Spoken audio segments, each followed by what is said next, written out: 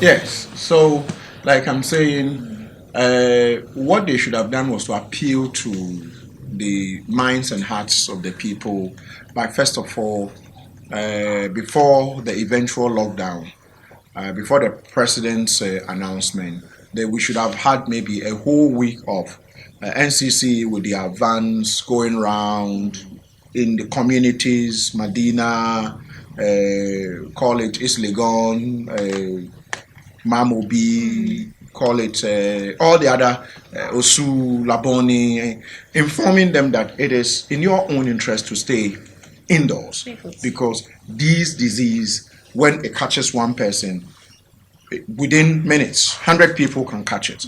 Therefore, and you could die because the health system we have might not be able to support all of us. And so, stay inside. Then subsequently, the president comes in to say lockdown. By which time the officers would have been also prepared to come in and continue with the appeal that don't stay out there if you have nothing to do. Go in. The first 2, 3, 4 days. Then eventually, if it is not working, the executive will do a review to scale it up to say, now those who flout the law with impunity, arrest them. Arrest them, let's show their faces. Once 1 or 2 persons are arrested and they are likely to be prosecuted, people would not want to, literally come out if they have nothing to do. But unfortunately, the directive is flat. Therefore, it is now up to the security officials or the military police or police and the military officers to scale it up. So he talks to you. If you don't look straight into his eyes, or if you look at him in a way, he slaps you. He tells you to do maswayden, mentasem. So you jump up. What I saw today, they asked me to carry the TV, and then they had somebody else sweep the streets. I love the streets. Sweep the streets. You see, so depending, but is that punitive enough? I'm not sure because there is a backlash. So what are you saying that it's okay for them to punish? No, I'm not. They don't have the right to punish. But of course, if you provoke them, they should have the right to detain you and make sure you are prosecuted, using the law. But as for they have the right to punish, no, it is only the law court that would have to pronounce, a certain judgment and add a punishment. But if you provoke, if you insulted me, there is a certain law that talks about provocation. So if you provoke me and I did something to you and I'm taken to court and I can defend the fact that you overly provoked me and that is why I slapped you, the court might say, yes, we've seen the video, you provoked him, so next time don't provoke him again. But here, let's practicalize this. For a large chunk of the masses would rather sweep the streets than face actual prosecution. Yes, I think I'd rather carry a TV on my head for a while than be sent to, Yes, so we at the moment we don't have the non-custodial sentencing regime, but I think that under the new directives or the new powers given to the president, certain mild punishment can come in. If you catch persons who are overly recalcitrant, can we punish them? When I say punish, not physical assault. Carry brooms with you. Go out with a lot of brooms. So when you catch them and they can't give you a reason, you tell them to sweep the road. Tell them to desil the gutters. So when people know when I come out to watch, I'll be asked to desil the gutter. Volunteering to desil the gutter. So you will be punished. So people might stay away. Those who want to desil, they will be asked them to desil. In other places like the UK, if you go out there and they catch you can't give a reason why you are going out, they fine you 60, 80 pounds. A woman or someone like that, is it today or yesterday, was fined about 666 pounds for coming out, flouting the laws. It tells you how serious. They won't beat you, but they will make sure you pay to kick the officers who are maintaining law and order. Next time you won't come out again. Well, so people, I just don't understand. No, you see, excuse me to say, our type of democracy, we have taken it to be something else, a bit of indiscipline, A bit of it. I mean, people drink water, literally just to throw it in the middle of the road. You tell them not to do it, and they will tell you of a trotro driver stops in front of you when you are following following his bus, and he won't indicate that I'm parking. He just parks, and when you ask him, he tells you, throw tantrums, get out. Why is the road for you? That is the kind of indiscipline, the kind of indiscipline you see in most of us. Even though once we begin to feel that we will be punished anytime we are indisciplined, people tend to stay within the limits. So someone is trying to do wrong overtaking and there's a police officer there, he stays in the traffic. But when there's no police officer, everybody wants to go through. So we know what we are doing. The only thing is that it is the type of enforcement regime we have that is not helping us. So as far as I'm concerned, I think that better late than never. We have something there, but it needs to be reviewed. If you ask me, I will say that what we have at the moment isn't working. Parts of it isn't working. In the evening, there's still nightlife. There's still nightlife in Accra. What it means is that people are not complying. And so let's use the Emirati, strategy or model. The Emirati or the Dubai model is during the day, partial lockdown. During the evening, full curfew. You don't come out. When you come out, sanction. And so what we could have done was during the day, you only see the police. During the night, you see the military. Because the state of emergency has been declared in these areas. So when you know that when you come out in the night, there's no police officer. Because the state of emergency starts from 6 to 6.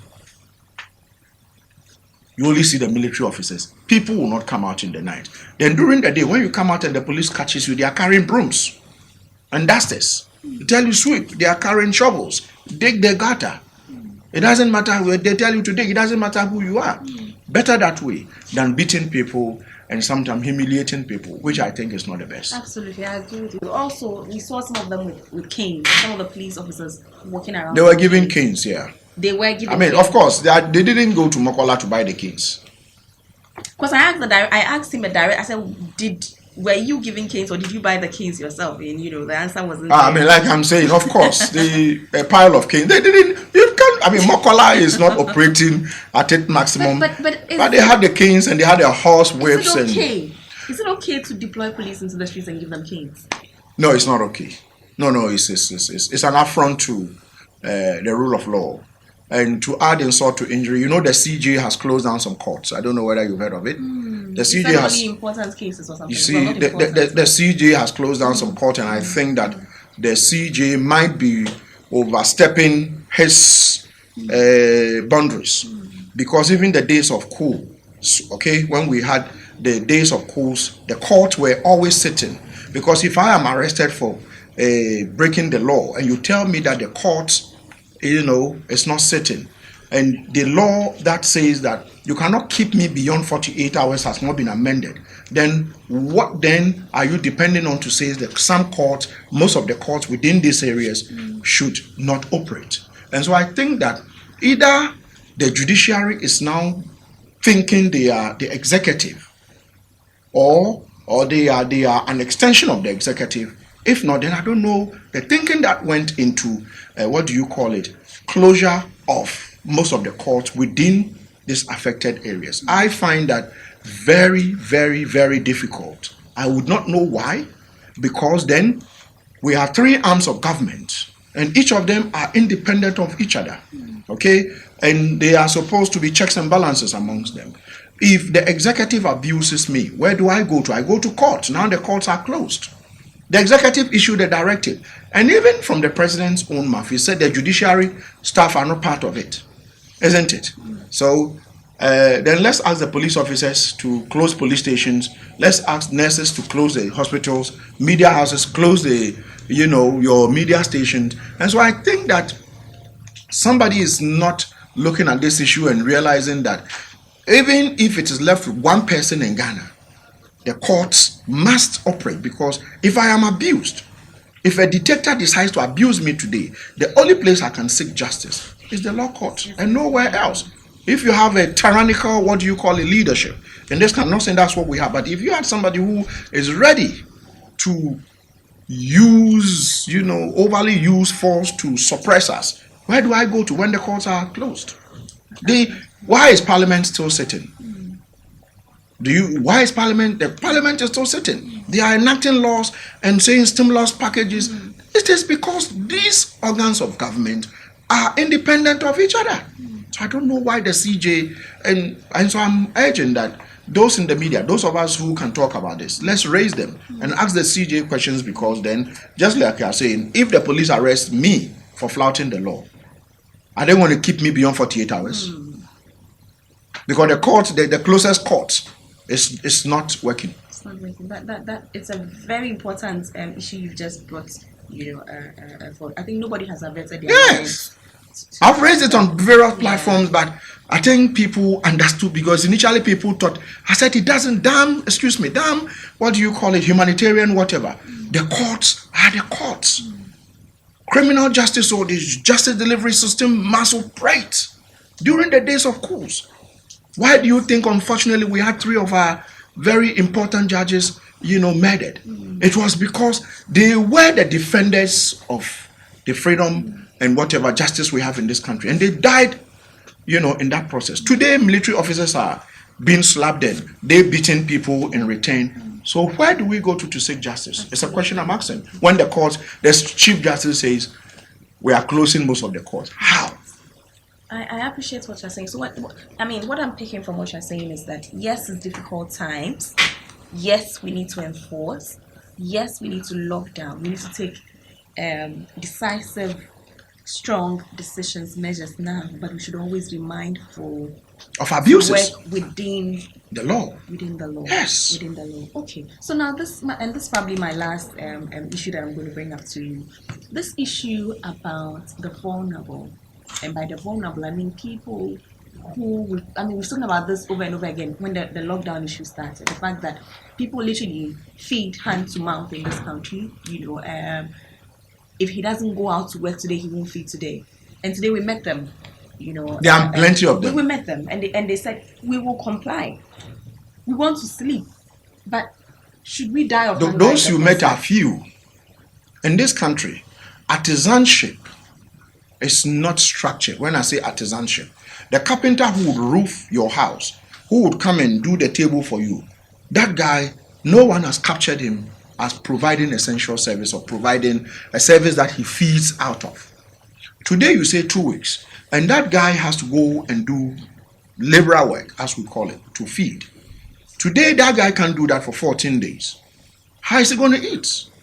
So, the Kayaye. Yes. Now you have provided stimulus. Listen, when I was coming to that, all of them said to me that you've given the Kayayes. What about us? Exactly. So I was expecting. They live in shanty structures in the market. I was expecting that instead of concentrating on just the Kayaye, for instance, if you come to where your office is, your Atabelenpe, Jowulu area.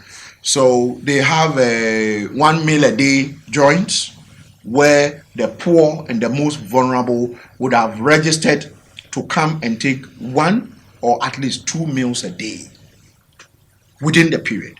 So that these people, even though they don't have money, they live within that locality. Most of them sleep rough. They don't have food to eat. They have to go and cut somebody's grass. We should have done this out of whatever resources we are trying to get. But that was not done. I think that it's not late yet. We can do that. Absolutely. We can do that, and I think that in this exercise, the most vulnerable are the people who are going to be most affected. But first of all, they don't have place of convenience, which we should have been providing. I was expecting to see this Zoom Lion mobile toilets, dotted in various locations. How many of them could we deploy? Maybe 2,000, 5,000 of them. Deploy them. We are going to have those who have to empty them daily. They have to be emptying them. We should have had the largest mobilization. Other countries are having the largest mobilization, even that they are suffering.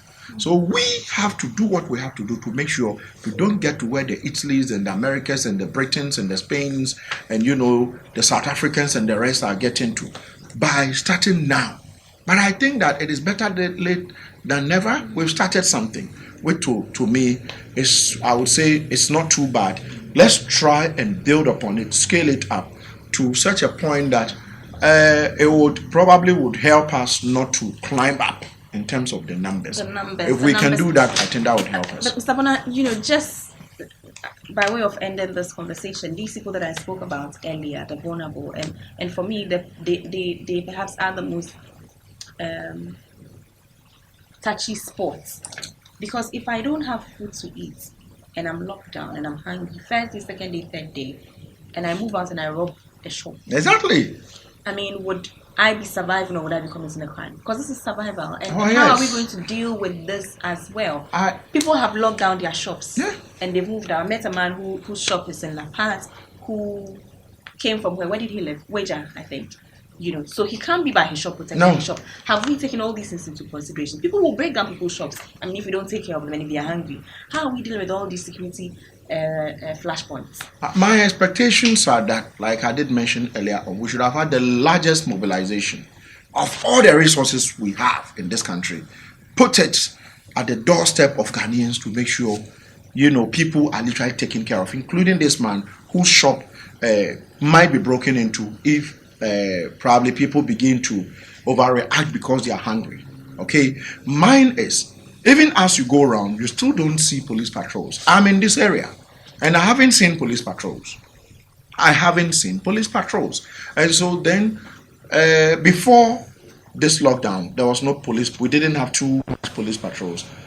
Then after the lockdown, there's still no police patrols. So then it tells you that if there are people lurking around, maybe I live in a gated community and and so maybe it will be difficult for... You're safe, Mr. Bona. In a way.